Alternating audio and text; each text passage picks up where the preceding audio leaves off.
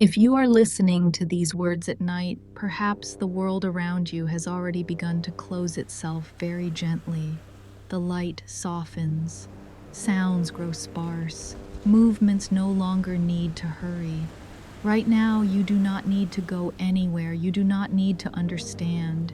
You do not need to remember. You do not need to hold on to any thought at all. You only need to be here.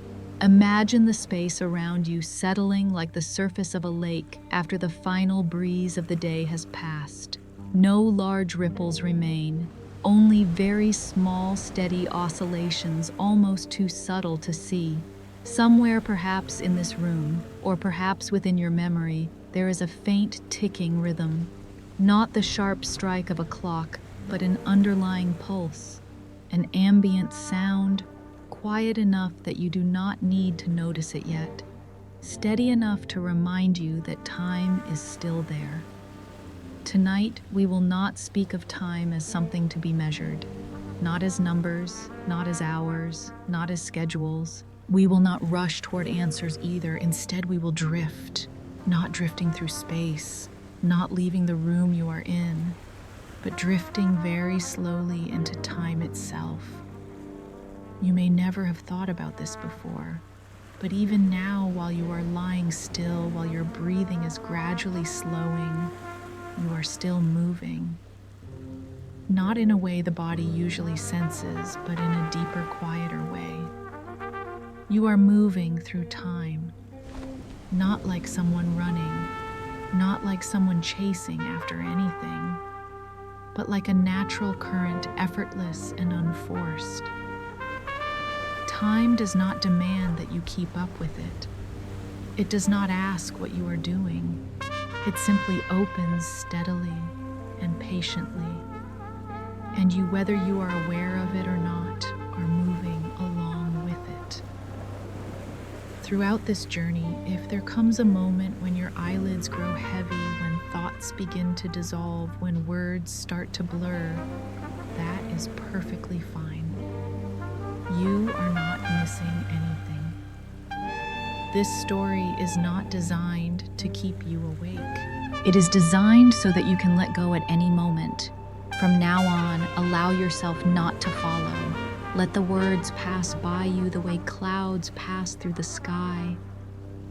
You do not need to grasp them. You do not need to name them. You do not need to remember them. Simply sense that somewhere beneath thought, there is a very slow, very steady movement carrying you along. That is where this journey begins. And when you are ready, not through attention, but through release, we will gently place the first question before you. A question so familiar that we rarely pause long enough to ask it. There are things so close to us that they become transparent. Not because they do not exist, but because they are always there. Time is one of those things. You do not need to search for it. You do not need to name it. It is present in the way morning slowly brightens, in the feeling of an appointment drawing near, in the moment you realize the day has passed too quickly. We do not see time. We live within it the way fish live in water, rarely pausing to ask what water is. Time is so familiar that we often notice it only when it is absent, when we are waiting, when we regret when something is no longer in time. In everyday life, time seems gentle. It flows evenly. It makes no loud sound. It does not force itself upon us. Morning does not rush to ask whether you are ready. Evening does not demand that you understand anything. Day follows day, familiar enough that we stop questioning, close enough that we believe we already know. And perhaps it is precisely for this reason that time is one of the hardest things to grasp. St. Augustine once wrote a famous line in Confessions, a line that many of us feel is true, even if we are not sure we fully understand it. What then is time? If no one asks me, I know. If I wish to explain it to one that asketh, I know not. When no one asks, we live with time naturally. But when we try to explain what it is, words begin to slip through our fingers. Time is not like an object you can point to. It does not rest on a table. It does not stand before a mirror. It has no fixed shape. It is closer to a feeling, a background, a quiet presence upon which every experience is placed. Perhaps that is why we often confuse time with the things that happen within time. We say time goes fast when our days are full. We say time goes slowly when we are waiting for something that has not yet arrived. But in truth, it is only our experience that changes. Time itself remains quietly there, neither fast nor slow, simply present. Morning brightens not because time wishes to wake you. An appointment draws near not because time is chasing you. These things happen because you are moving within a current you rarely notice. And when you do not notice it, you assume you understand it. There is a very particular feeling of time when you lie still at night. No schedules, no hours to remember, nothing left to complete. In those moments, time becomes softer, less demanding, almost returning to its original state, a silent ground upon which awareness can rest. Perhaps this is when we come closest to time, not through thinking, but through letting go. The philosopher Marcus Aurelius once wrote in Meditations, "Nowhere you can go is more peaceful, more free of interruptions than your own soul." That stillness is not the absence of time. It is the absence of being pulled by time. When you stop trying to keep up, time does not disappear. It simply stops becoming a pressure. And then you may begin to notice something very gentle, that time is not always something to use, not always something to save, not always something that is running out. Sometimes it is simply the place where you are, like a quiet room you have lived in your whole life, and only when the lights dim do you realize how wide the space truly is. Time is so familiar that we forget to question it, and yet that very familiarity is a soft invitation one day to pause and to ask, not with words, but with listening. Not to find an answer, but simply to feel that you are here in this moment, held by a current that existed long before you were born, and will continue long after every thought has settled. And when that idea lightly touches you, there is no need to hold it. Let it drift on the way time always does. From the vague sense that time is flowing, human beings quietly developed a gentle need, the need to mark it. Not to control the universe, but to reassure themselves that the current they were moving within could be held briefly by a steady rhythm. After living inside time without questioning it, the next step came almost naturally. We began to count. In the earliest civilizations, when nights were dark enough for the sky to feel like a living map and days were shaped entirely by light, the first clock was not a machine. It was a shadow. In ancient Egypt, a simple stick was planted into the ground, and its shadow was watched as it moved slowly across the sand. No gears, no hands, only the sun, the earth, and a silent shadow. That shadow did not hurry. It did not run. It merely changed position steadily, patiently. Perhaps what mattered was not precision, but the feeling that time, something invisible, had left a trace. A trace just solid enough to let humans believe they were not completely adrift. Then came Babylon, where time was invited into numbers.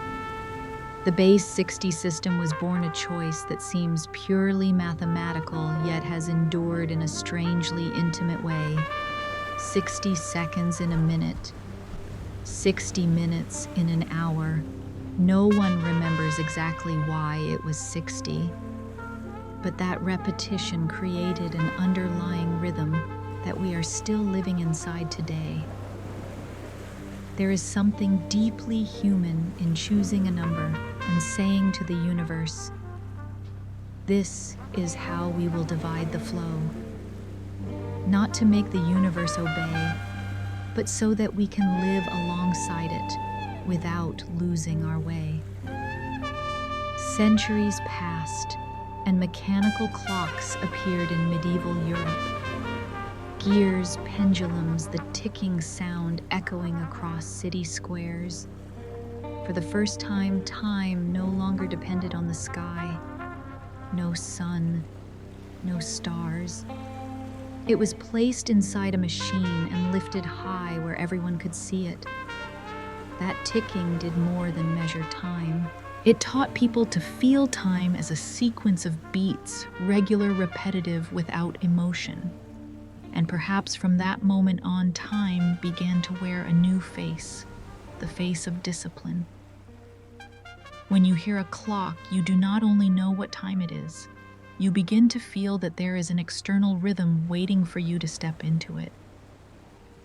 The philosopher Seneca once wrote in On the Shortness of Life, "It is not that we have a short time to live, but that we waste a lot of it." That sentence is not aimed at clocks. Yet it reveals a quiet truth. Once we measure time, we begin to judge it. This moment is worth it or not. This hour has been wasted or not. The first clocks were never meant to make us anxious. They were simply tools to mark the flow. But gradually we learned to see time as something that could be lost, misused, depleted. And so, from the gentle sun shadow on the sand, we moved toward clock hands that never stop. Still, there is something very light we often forget. No clock, ancient or modern, creates time. Clocks only draw lines across a current that existed long before them. They do not make time move faster. They do not slow it down. They simply help humans feel where they are within a larger movement.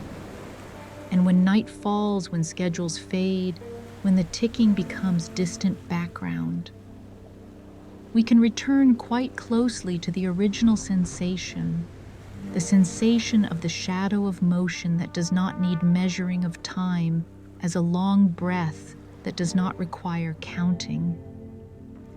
From the previous part, where time was so familiar we forgot to question it, we have arrived here where humans began to ask and answered with clocks. But perhaps before going any farther, we can allow ourselves to listen to time again without watching the hands. Simply to feel that the current is still here, gentle, steady, and asking nothing of us. And when you are ready, we will continue toward the moment when humanity believed it had fully understood time. But that is another dream. From sun-cast shadows and turning gears, humanity slowly learned to believe that the flow could be placed into order. And then, at a very particular moment in history, that belief became so complete, it felt like a quiet dream of stability, a universe in which time was an unchanging backdrop, the same everywhere, a shared rhythm for all. That dream bore the name Newton. In the world of Isaac Newton, the universe functioned like a finely crafted machine. Every planet had its orbit. Every object carried a force. Every motion could be calculated, predicted, and repeated. And time stood behind it all, silent and firm, untouched by anything that happened within it. Newton called it absolute time.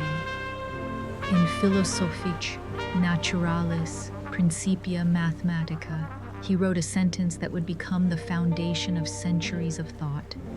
Absolute, true, and mathematical time of itself, and from its own nature, flows equably without relation to anything external. Let that sentence settle for a moment. Time, according to Newton, flows evenly by its own nature, unrelated to anything outside itself. It does not require matter. It does not require motion. It does not require an observer. It simply is.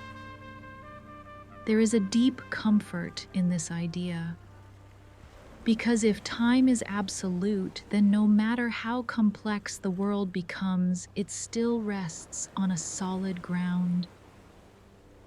Wherever you are, whoever you are, whether you are moving or standing still, time flows the same.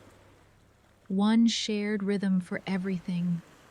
In such a universe, there is always a single now, a moment shared by all things. You do not need to worry that your time is different from someone else's. There is no desynchronization, no strange overlap. Every clock, if precise enough, could be set to the same standard. Perhaps that is why the Newtonian dream endured for so long. It fit the intuition of everyday life. It matched the rhythm of mechanical clocks. It aligned with the feeling that today follows yesterday and tomorrow will arrive on schedule. In that world, time is like a great river flowing past every landscape without being affected by them. Humans stand on the bank measuring and observing without altering the river's course. And most importantly, that river flows evenly. It does not move faster upstream. It does not slow down downstream. It does not change pace because someone is walking or standing still. A fair and impartial current. Perhaps for this reason, for many centuries, humanity felt it was living within a universe that had a master clock, an invisible clock but a trustworthy one. And when you hear the ticking at night, you are not only hearing a machine, you are hearing the echo of that belief that there is a shared rhythm, that you have not fallen out of step with it, that whether you sleep or wake, time continues doing its work. There is something deeply healing in that idea, because if time is absolute, then at least one thing in the universe does not change. In a world full of upheaval, loss, and uncertainty, the thought of an unshakable foundation offers the mind a place to rest. You may fail, you may succeed, you may lose your way, but time remains there, unbiased, unjudging. Yet, like many quiet dreams, the dream of an absolute river began to show tiny cracks. Not because it was wrong from the beginning, but because as humanity began to look more closely, the world no longer behaved quite as the dream had promised. Still, we do not need to step into those cracks just yet. Here in this moment, allow yourself to remain a little longer within the Newtonian universe. A universe where all clocks can be synchronized, where now is a clear concept, where time is an unchanging backdrop for every story. Perhaps it was within this sense of reassurance that humanity built bridges, cities, and schedules spanning centuries. And perhaps before entering the uncertainties ahead, we can exhale slowly and feel that very ancient sense of safety, the feeling that everything is unfolding within the same current. But then very gently, very slowly, we will begin to notice that the river is not as flat as we once believed. And that will be the story of the next part. From the Newtonian dream, where time flowed evenly like a calm, level river, we move forward very slowly into another kind of silence. Not the silence of reassurance, but the silence of closer listening. Because there are things that only begin to change when we lean in very near. At first, the dream of absolute time did not collapse with a loud sound. It was not immediately denied. It simply began to behave strangely. The numbers still matched. The equations still yielded elegant results. The clocks continued their steady ticking. Yet as science entered more delicate realms, light electromagnetism, extreme motion, a faint sensation emerged. That something did not fully align with the idea of an unchanging backdrop, like a lake seen from afar appearing flat and smooth. But when you bend down closer, you begin to notice small ripples, very fine oscillations. Time, once thought obedient, began to reveal that it did not like being separated from the world. 19th century science was confident. Humanity believed that if measurements were precise enough, if instruments were refined just a little more, everything would fall into place. Yet it was precisely this precision that exposed tiny discrepancies. Experiments with light produced unexpected results. Measurements of motion refused to obey any absolute state of rest. There was no thunderclap, only a quiet confusion. Time, once considered a neutral stage, suddenly seemed to be participating in the play. The philosopher Henri Bergson, who reflected deeply on lived time duration, wrote in Time and Free Will, pure duration is the form which the succession of our conscious states assumes when our ego lets itself live. Bergson was not speaking of experiments or formulas. He was speaking of experience. And yet here, science and philosophy begin to touch one another very gently. Time is not merely something to be measured. It is something bound to the way the world unfolds. If time were truly absolute, why would light behave as though it did not care how you were moving? If there were a single rhythm for all things, why would the most delicate measurements begin to drift as velocity increased? These questions did not arrive in panic. They came slowly, patiently, like a small crack in a wall. Not enough to bring the house down, but enough that you could no longer ignore it. And the most important thing about this crack is its nature. It does not say that time is wrong.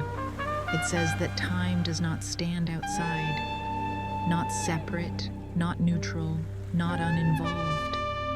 Time appears to be connected to matter, to motion, to energy, like a fabric that does not merely hold things up, but is pulled, bent, and affected by the very things it supports. To everyday intuition, this is difficult to accept. We want to believe that there is at least one thing that does not change with circumstance, one absolute anchor. But science, when it looks closely enough, does not concern itself with comfort. It is faithful only to what happens. And what is happening is that time is no longer as obedient as it was in the old dream. Perhaps this is why this period in the history of science carries such a distinctive atmosphere, not excitement, not crisis, but waiting, as if the whole world were holding its breath before a door not yet opened. From the previous part where we rested in the idea of an absolute river, we have drifted here where that river begins to show depth, curvature, and hidden currents. And perhaps in this moment there is no need to move faster, no need to understand immediately what is about to change, only to sense that something very fundamental is shifting. Time is no longer an indifferent backdrop. It is beginning to have a relationship with the world and very possibly with us. Let that feeling remain for a while, without naming it, without explaining it, like realizing that the surface of the lake is not entirely flat, yet still calm enough for you to relax. In the next part, we will meet the one who stepped through that door and gave a name to the fabric in which time and space are woven together. But that is the next step. For now, let this crack be only a whisper so gentle that you do not need to be awake to hear it. From that very small crack where time no longer stood outside the world, a new way of seeing slowly emerged, not loudly, not in haste, but deep enough to change everything. Einstein did not enter this story as someone intent on destroying an old dream. He arrived as someone who listened very carefully and then gently suggested that perhaps we had been asking the wrong question.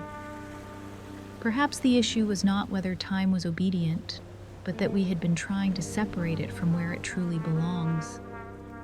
In Einstein's view, space and time are not two separate entities standing side by side like adjacent rooms. They are one, a single shared structure, one fabric into which every event and every motion is woven. He called it spacetime, not as a cold, abstract concept, but as a living structure, one that can stretch, bend, and respond to the presence of matter and energy. Time in this picture is no longer a river flowing through the world. It is a thread within the fabric upon which the world itself rests. Einstein once wrote in Relativity, the special and the general theory. Space and time are not conditions in which we live, but modes by which we think. The sentence may sound simple, but if you let it settle, you can feel a very deep shift. Space and time are not empty containers waiting for the world to enter them. They are the way the world appears to us. And when the world changes, when matter moves, when energy is present, the fabric itself changes shape. Imagine space-time as a soft fabric stretching out without end.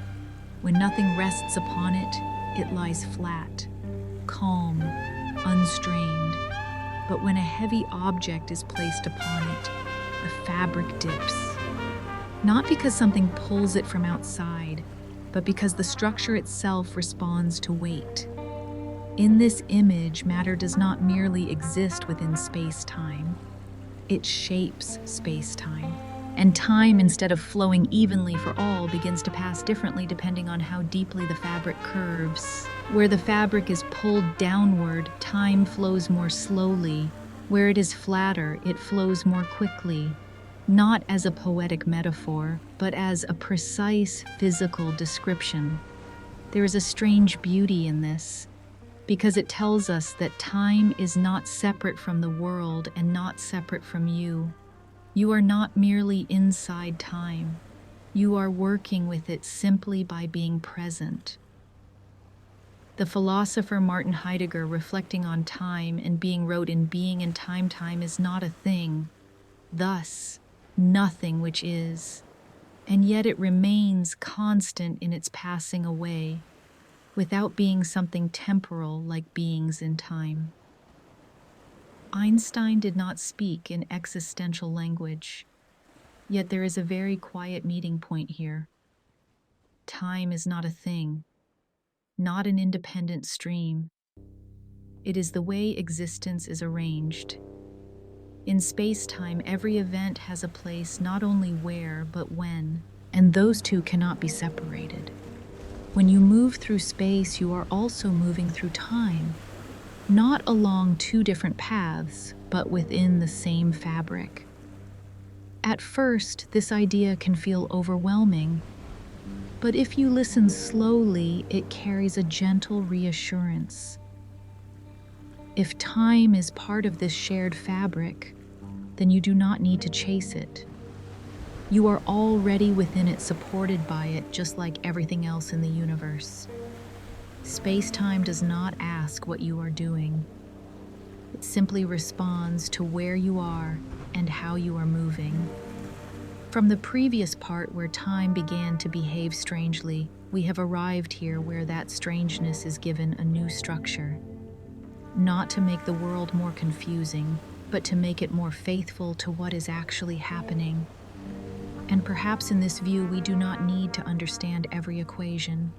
It is enough to hold on to one very light feeling that time does not stand outside you, nor face you from afar. It is part of the fabric that supports every moment you live. Let that thought drift past you like a cool breeze. In the next part, we will see how one more small detail, the speed of light, caused that fabric to bend so deeply. But for now, you do not need to go anywhere. Simply lie still upon this soft fabric and allow awareness to rest within the very ancient, very gentle support of space-time. From the soft fabric of space-time, the story drifts very slowly toward a detail so small it was once thought to be merely a technical footnote. And yet it was this detail that made the entire picture tremble. Not a new force, not a new particle, just a number, the speed of light. Light in everyday life does not seem remarkable. It arrives each morning, it fades each night. It allows us to see, then quietly slips out of thought. But when science began to measure light with real seriousness, something very strange appeared. Whether you are standing still or moving, whether you are approaching the source of light or moving away from it, the speed of light you measure remains exactly the same, not faster, not slower. In a world shaped by familiar intuition, this is almost impossible to accept. If you run toward a sound, you hear it sooner. If you run away from it, you hear it later. So why does light seem indifferent to what you are doing? That question, when asked honestly, does not allow a partial answer. If the speed of light is the same for every observer, then there cannot be a single shared background of time for everyone, as the Newtonian dream once promised. The universe, in order to keep light on rhythm, must adjust other things instead. And those things are time and distance. That realization is like discovering that the ground beneath your feet is not as rigid as you thought. It does not collapse, but it is no longer immovable. Einstein looked at this and did not try to force light to behave more reasonably. He accepted it and asked the question in reverse: if light does not change, then what must? The answer, gentle yet radical, was that the very things we believe to be absolute must give way. Time no longer flows the same for everyone. Distance is no longer fixed under all circumstances. They contract, they expand, they adapt, not as a trick, but as a deeper balance within space-time itself. If you move very fast, your time slows compared to someone at rest. If you measure length along the direction of motion, it becomes shorter than it is for someone who is not moving. None of this happens because clocks are broken or rulers are bent. It happens because the universe is keeping its promise to light. There is something both cold and strangely beautiful in this arrangement. No one is privileged. There is no viewpoint outside the system. Every observer is correct within their own frame, and no one holds the true time. Einstein once wrote a famous sentence that, placed here, sounds almost like a late-night whisper. The distinction between past, present, and future is only a stubbornly persistent illusion. If light does not distinguish between who is moving and who is not, then perhaps now is not something shared evenly by the entire universe either. This thought does not need to wake you. It does not ask you to understand every consequence. It only invites you to sense a very gentle shift, that the world does not revolve around fixed frames. It is soft, it is flexible, it favors a deeper consistency over the comfort of intuition. Light, the fastest thing there is what forces the universe to slow down elsewhere. And in that adjustment, time is no longer a backdrop. Distance is no longer absolute. Everything becomes a subtle dance between motion and observation. From the previous part, where space-time appeared as a soft fabric, we have arrived here where the pulling of a single thread reshapes the entire weave. And perhaps in this quiet night, you do not need to follow every step of the universe's dance. It is enough to notice that some things very small, very precise, carry the power to change how we understand reality as a whole. In the next part, we will see how this adjustment touches the most personal experience of all, how each person carries their own clock. But for now, let light finish its work, and let time very gently shift just enough for you to relax and continue drifting onward. From the moment the universe was forced to adjust itself in order to keep light faithful to its speed, a very personal consequence began to reveal itself. No longer a matter of equations, no longer a story about distant celestial bodies, but a story about you. Imagine a very simple scene. Two people stand side by side in a quiet afternoon. The same place, the same moment. Both hear the wind passing softly by. Then one person stays. The other leaves moving faster, drifting farther away, carrying an identical clock. There is no magic, no haze, just motion. By familiar intuition, we assume their time remains the same, only their positions differ. But the universe in its deeper structure whispers something else. That when you move faster through space, you move more slowly through time. Not as a metaphor, not as a subjective feeling, but as a genuine physical difference. Einstein called this phenomenon time dilation, not because time becomes lazier for the moving person, but because space-time is redistributing your motion in a different way. When you are at rest, almost all of your motion is through time. When you begin to move quickly, part of that motion is spent on space. And the quiet cost is that your time flows more slowly compared to the one who stayed behind. What matters most is this for you. Nothing feels unusual. Your heartbeat remains steady. Your breathing feels familiar. Thoughts continue to drift. You do not feel your time slowing down. Only when the two meet again, compare clocks, does the difference appear. Not because someone is wrong, but because both are right within their own frame. Einstein once wrote very simply, time passes at different rates for different observers. Placed into everyday life, that sentence can sound distant. But if you listen closely, it touches something deeply human. That there is no single rhythm of living shared by everyone. No universal standard time handed out evenly. Some people move very fast through life. Others remain slower, deeper, not as a moral comparison, but as a reality. In physics, time dilation is not an illusion, not a trick of perception. It has been measured, confirmed, seen in exquisitely precise experiments. Tiny particles moving near the speed of light live longer than they should. Clocks carried aboard airplanes drift ever so slightly from those left on the ground.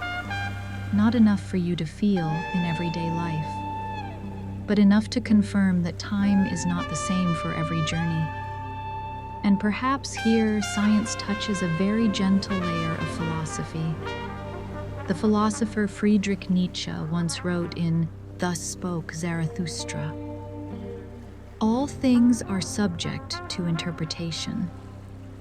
Whichever interpretation prevails at a given time is a function of power and not truth." He was not speaking of physics. Yet the idea echoes softly here. There is no single true time standing above all perspectives. Only experiences shaped by position and motion. Time dilation does not make the world chaotic.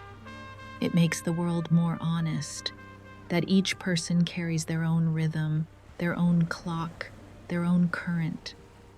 From the previous part where light forced the universe to bend, we have arrived here where that bending enters each individual journey.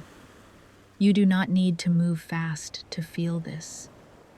Even as you lie still unmoving, you are passing through time in your own way. And somewhere far away, someone else is passing through time at a different rhythm. Not better, not worse, just different.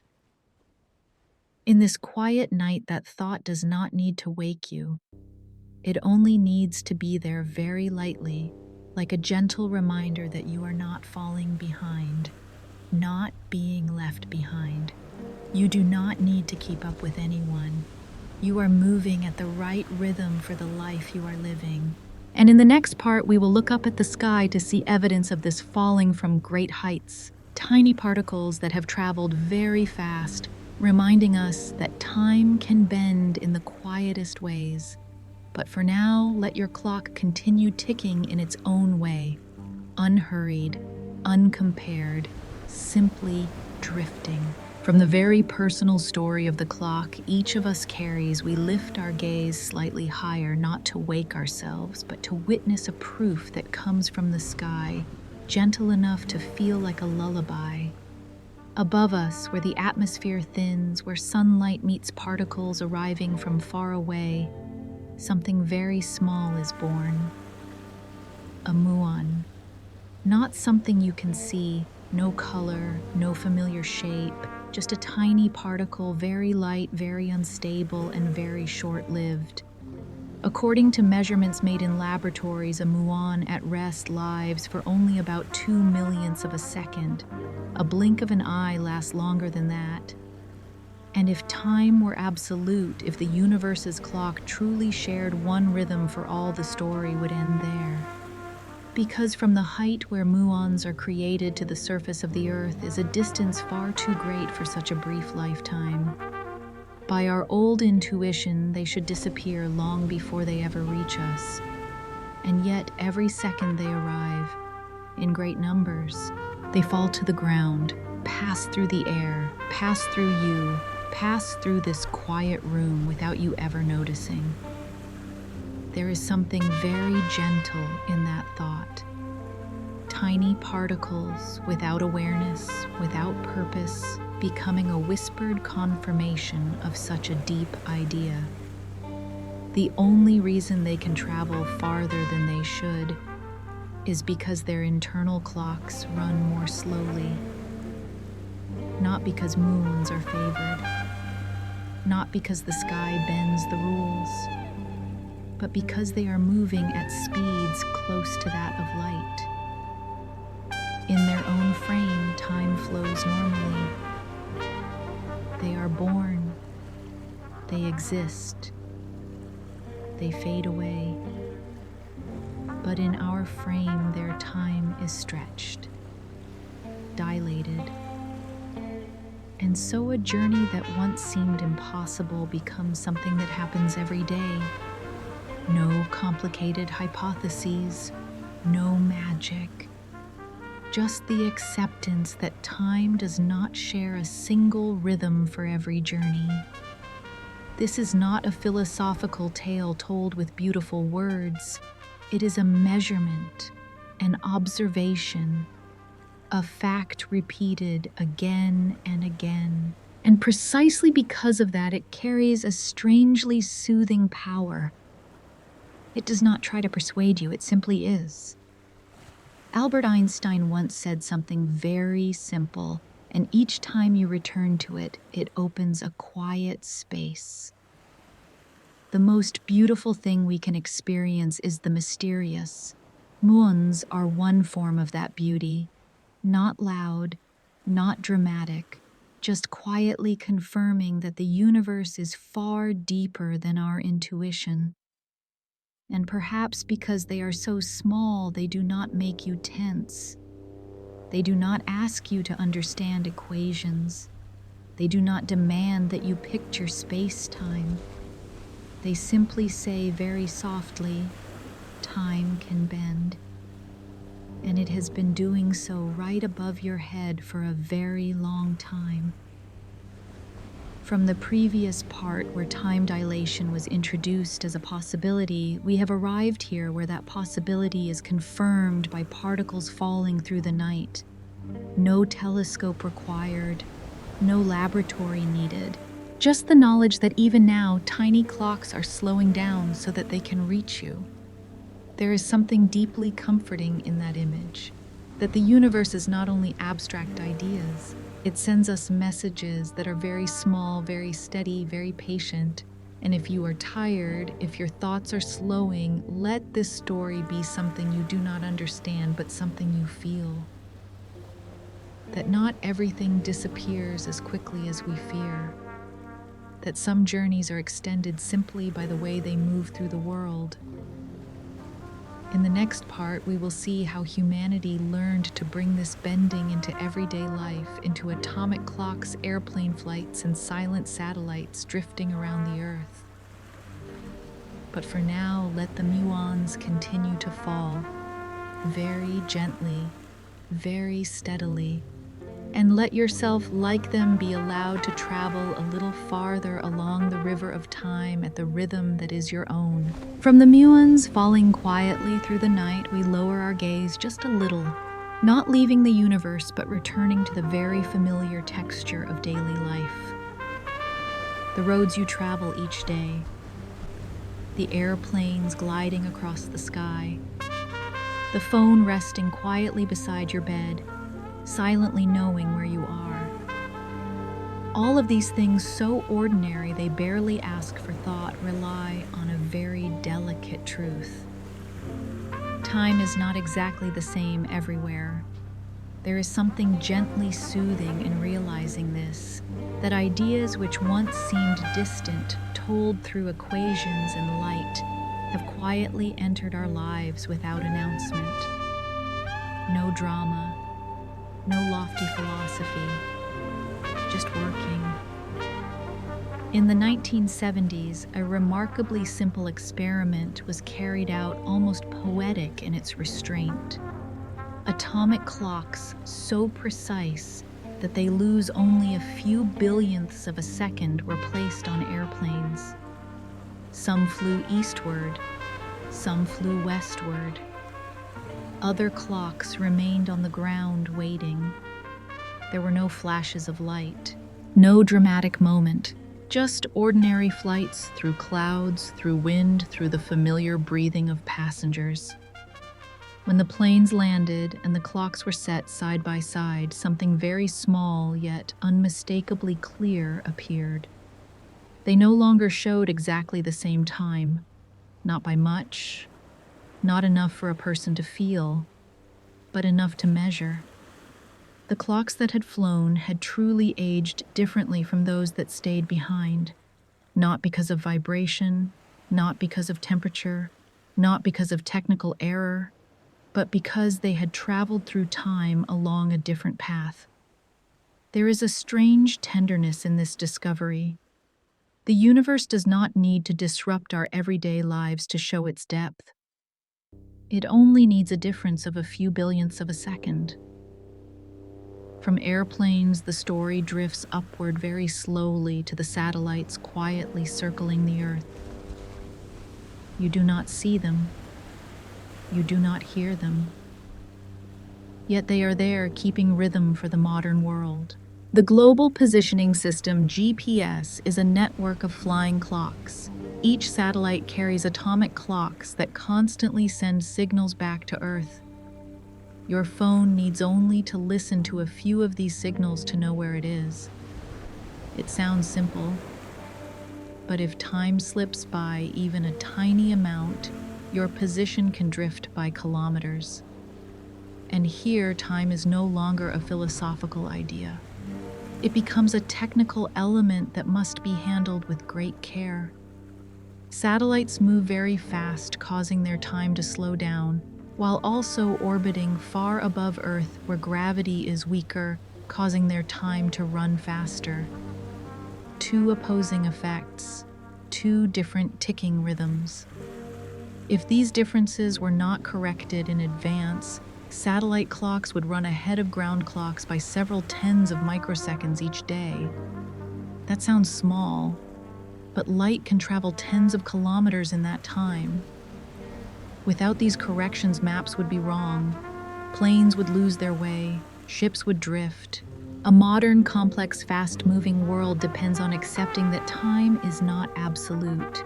Perhaps it is here that Einstein feels closest, not as a distant genius, but as someone who unwittingly wrote footnotes for everyday life. Time and space are modes by which we think and not conditions in which we live.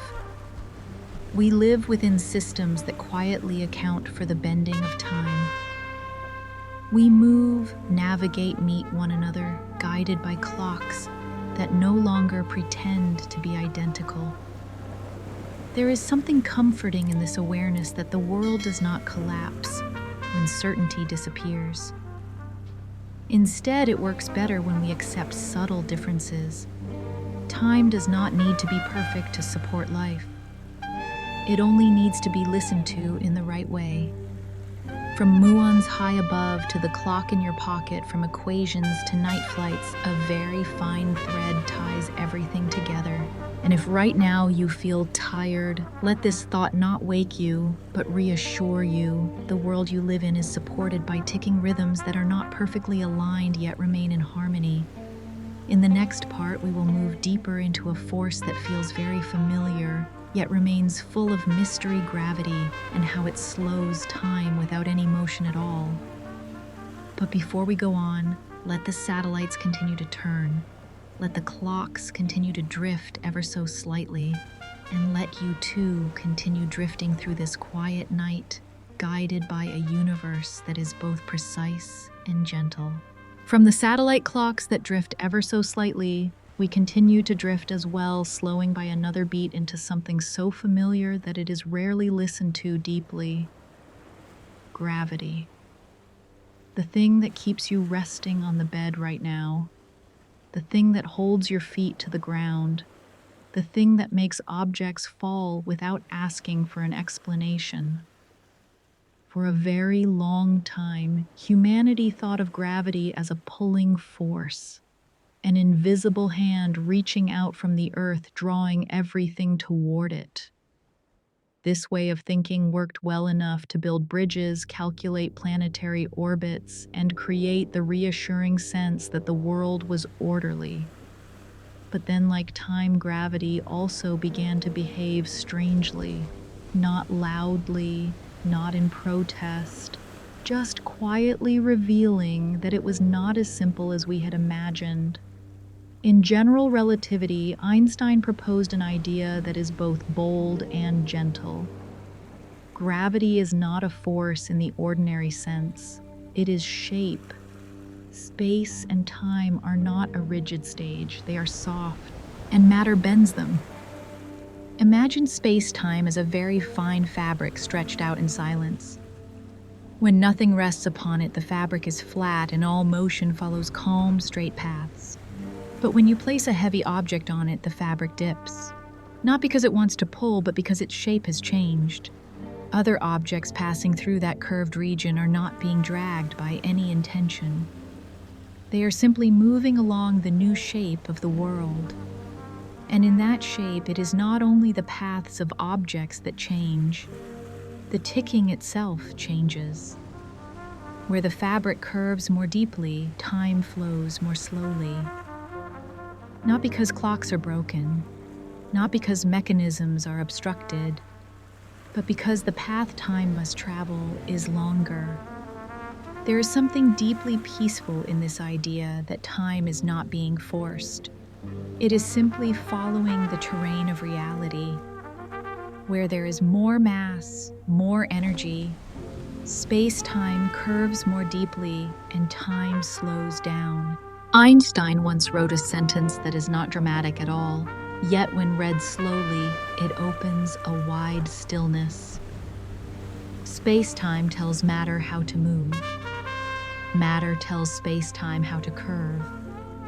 There are no commands here, no center of authority, only a quiet dialogue between shape and motion. And within that dialogue, time settles more gently in heavier places. This may sound distant, but it is happening right now. On Earth, every meter you rise brings a slight difference in the rhythm of time. Very small, impossible to feel, but real. A clock closer to the ground runs more slowly than one placed higher up. Not because being near the ground is tiring, but because space-time there is curved just a little more. And when you widen your view, the difference is no longer small. Near extremely massive objects, neutron stars, black holes, the curvature becomes so deep that time nearly holds its breath. To a distant observer, everything near those regions appears to slow down. The ticking thins, light reddens, and time seems to stretch toward its limit.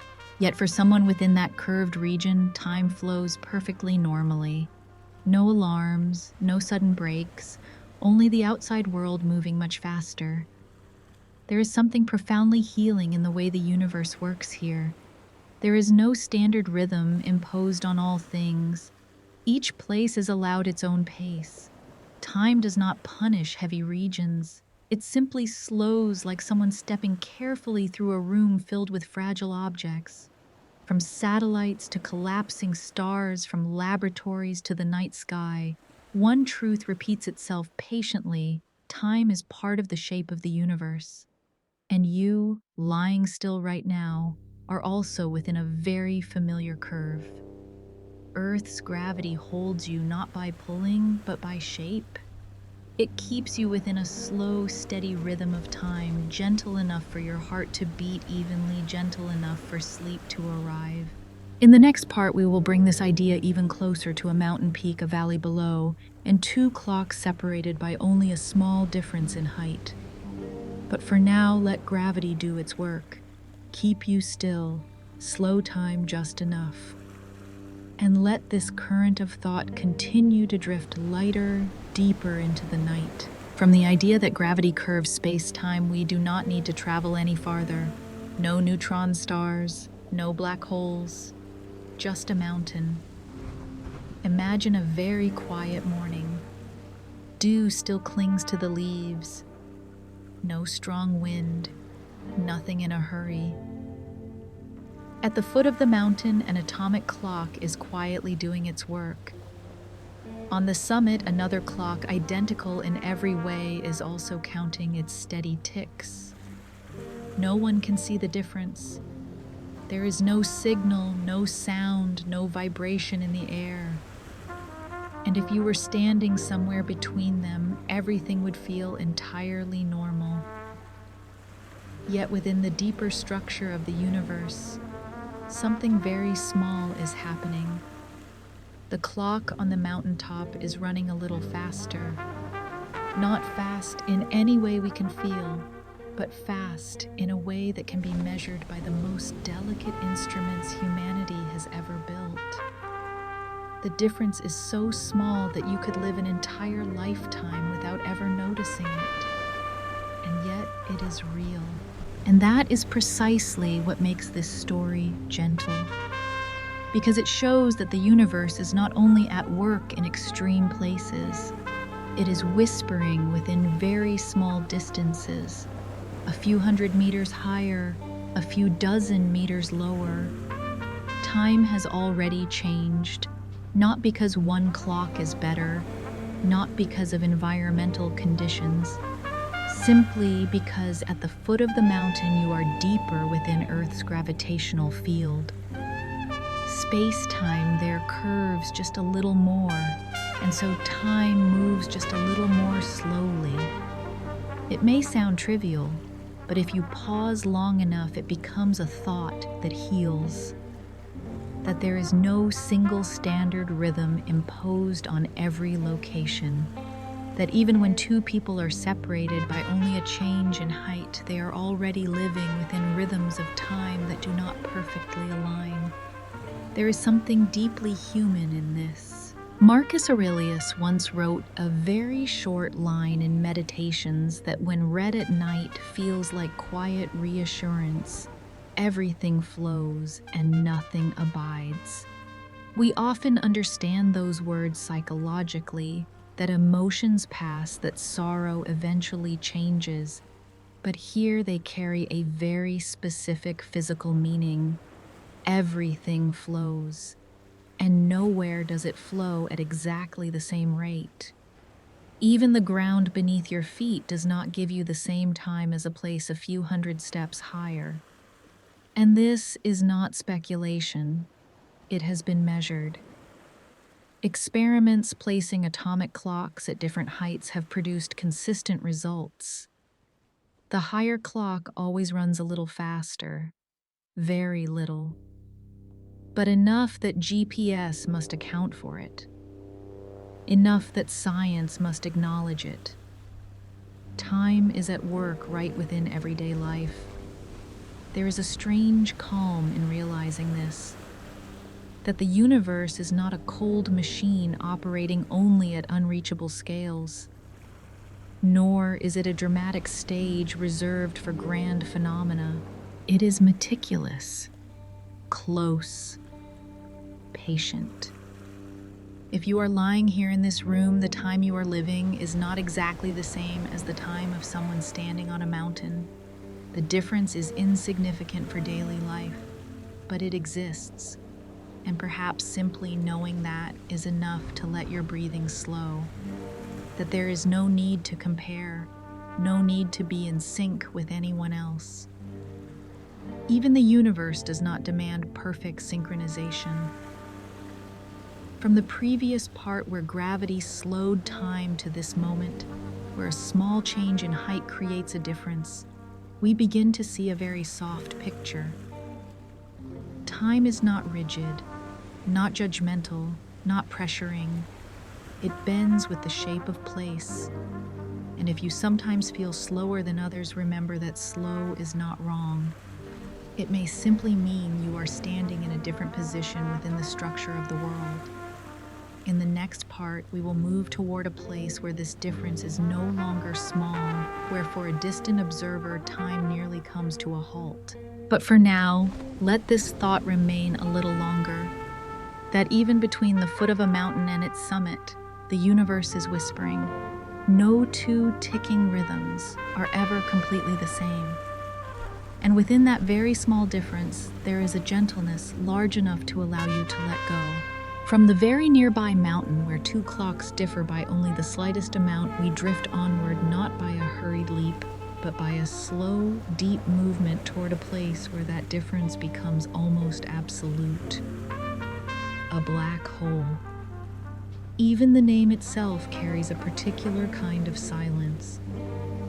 Not a loud darkness, but a region from which light no longer returns to tell its story. Imagine very slowly a clock. Not a symbolic clock, not a metaphor. A real clock built to count steady ticks being lowered toward a black hole. At first, nothing seems unusual. The clock continues to tick, the familiar rhythm, neither faster nor slower. But as it draws closer toward a region where gravity curves space-time with extreme intensity, something very subtle begins to happen. To a distant observer, the ticking starts to thin out. Not abruptly, not dramatically, just slower, and then slower still. Each passing second seems to require more time to arrive. The light emitted by the clock no longer keeps its original color. It stretches, it reddens, deeper red, then dimmer. Not because darkness swallows it, but because time itself is being stretched so far that the light no longer has the energy to maintain its former rhythm. And then, for the observer far away, the clock appears to stop. There is no moment of complete stillness, only a slowing that never ends. The ticks stretch toward infinity. The clock never truly reaches the event horizon within the observer's frame of time. This is not an illusion, not a trick. This is geometry. Space-time here is curved so deeply that the path of time becomes almost horizontal relative to the outside world. And yet this is the strange and gentle part from the clock's own perspective. Nothing is wrong. It continues to tick evenly. Time still flows. There is no warning bell, no moment of freezing. Only the outside world moving faster, so fast that it becomes a stream impossible to follow, too. There is a soft paradox here. Time nearly stands still for the distant observer, yet it does not stop at all for the one within. Two truths coexist, and neither is wrong. Stephen Hawking once wrote a very short sentence that placed beside this image becomes far deeper. Black holes ain't as black as they are painted. Not only because they emit radiation, but because they force us to reconsider what we believed to be most certain. Time, the thing we assumed always flowed in one direction with a shared rhythm, here loses its agreement. There is no single now, no common ticking to which everyone can nod. Only different frames of view, each one correct within its own world. There is something deeply healing in this thought, that we do not need to force every experience into the same rhythm, that there are places and there are people where time moves so slowly that others believe they have stopped. But standing still does not mean not living. A black hole is not a place where time dies. It is a place where differences between rhythms are magnified beyond our ability to ignore them. And from this, we are gently reminded of something important. There is no central authority deciding which rhythm of time is right. From the foot of a mountain to its summit, from satellites to the ground, and now from the edge of a black hole to distant space, a single thread has been gradually revealing itself. Time is local, personal, dependent on the journey. If there are periods in your life when everything around you seems to be moving very fast, while you are not, remember this image of the clock. Perhaps you are not slow. Perhaps you are simply standing in a deeper curve of life. In the next part, we will loosen the final idea of a shared now and allow time to return to its true nature, an experience that never fully aligns. But for now, let that clock continue to slow within your imagination. Let the light redden, let the ticks grow sparse, and allow yourself too to slow down, not because you are stopping, but because you no longer need to keep pace with anyone else. From the image of the clock near the event horizon, where time almost comes to a standstill for a distant observer, we continue to drift not faster, but deeper into an idea even lighter than before, an idea that touches your everyday intuition directly. Now, from a very young age, we grow accustomed to the feeling that everyone is living within the same shared present. The same evening, the same moment, the same rhythm. You look at a clock, someone elsewhere looks at a clock too, and quietly we trust that the now of both people is one and the same. This belief feels natural, convenient, deeply ingrained. Yet, like so many things along this journey, when science looks more closely, now begins to behave strangely. Einstein called this the relativity of simultaneity, a dry phrase perhaps, but its meaning is unexpectedly soft. It tells us that two events happening at the same time for you do not necessarily happen at the same time for someone else far away, moving differently from you. Not because anyone is mistaken, not because a clock is wrong, but because space-time does not allow a single shared present for everyone. Einstein wrote with striking clarity, There is no such thing as simultaneity. Read quickly, the sentence can feel unsettling, but read slowly, it sounds more like a whisper, an invitation to loosen an invisible anchor. The anchor of intuition that tells us everything is happening right here together. Imagine two people very far apart in space, perhaps on opposite sides of Earth, or two spacecraft passing one another in the universe. You say, now those two stars are shining at the same moment, but for another person moving differently from you, the sequence may shift slightly. One star shines first, the other later. No contradiction, only a difference in perspective. Space-time does not grant you an absolute ruler with which to frame the present. Each person carries their own now plane, slicing through the universe at a different angle. At first, this thought can feel unsteady, because now is where we hold on in order to live, to love, to decide, to be present. But if you stay with it long enough, it begins to soften, because it does not take your present away. It only says that your present does not need to align perfectly with everyone else's. And strangely, that can be deeply healing, that you do not need to be on time according to some universal rhythm of the world.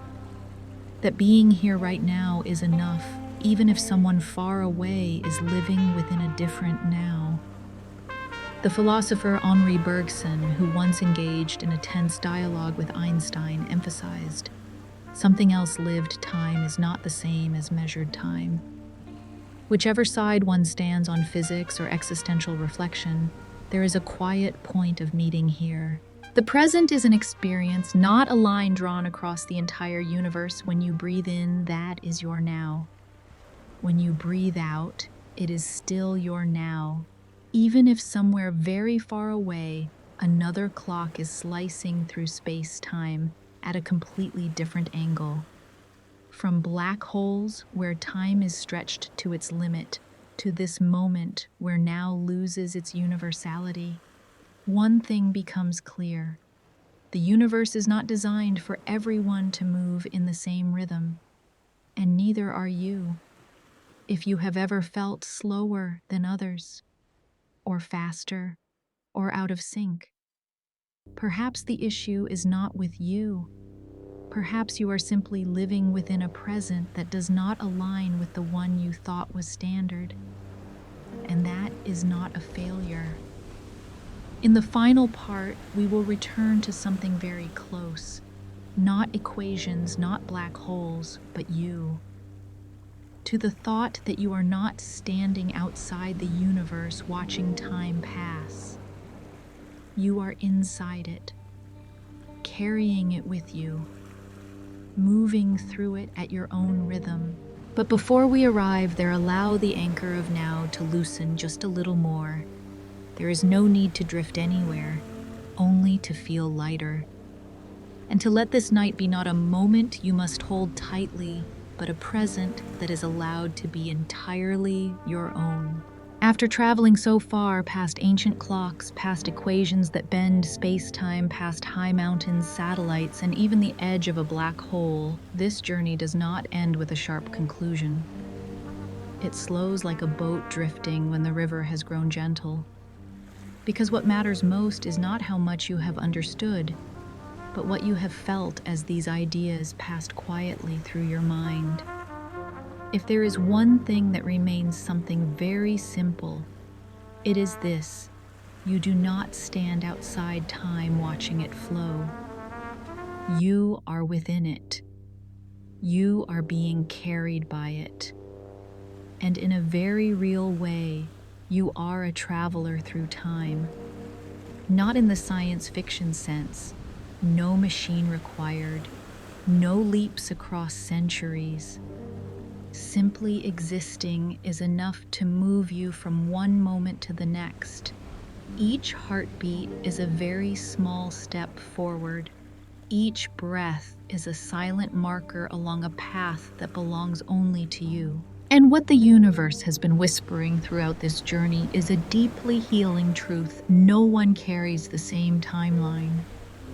Each person has their own rhythm, their own trajectory, their own way of drifting through space-time. Some move quickly, some move slowly. Some seem to be held for a long time at one particular stretch of their lives. But no rhythm is wrong. Albert Einstein once wrote a very short line that, when read in silence, feels like a quiet farewell. The distinction between past, present, and future is only a stubbornly persistent illusion. If that is so, then perhaps you do not need to fear that you are behind. There may be no ahead to catch up, with only different paths cut through the same fabric of reality. And your path does not need to resemble anyone else's. If you are tired, it may be because you have been trying to follow someone else's rhythm, someone else's now, a time that was not born for the place where you are standing. But the universe has never demanded perfect synchronization. Even the stars do not blink in unison. Even the most precise clocks drift ever so slightly when they travel along different paths. So why should you be so strict with yourself? If at this moment your eyelids feel heavy, your thoughts are dissolving, and the words no longer hold tightly, that is not failure. It is a sign that this journey has done exactly what it was meant to do. You do not need to carry the concepts with you. You do not need to remember the speed of light. You do not need to picture the fabric of space-time. They have completed their role, opening a space wide enough for you to rest. Here, there is no test, no final question you must answer. Only a very light feeling that you are being held by a universe not as cold as we once imagined, a universe that knows how to bend in order to contain different rhythms, different journeys, different lives. And you are a very real part of that structure, not a spectator, not an insignificant point, but a unique curve within the geometry of existence. If you are still awake and wish to continue drifting, you can come with me into the next journey. Another question, another quiet space, another night. But if you are ready to sleep, allow that to happen without asking permission. Time will not abandon you simply because you close your eyes. It will continue to carry you very slowly, very evenly through dreams you do not need to understand. Wishing you a peaceful night. And along that very long path through time, may you always remember this: you are not out of rhythm. You are simply moving at the rhythm that is your own.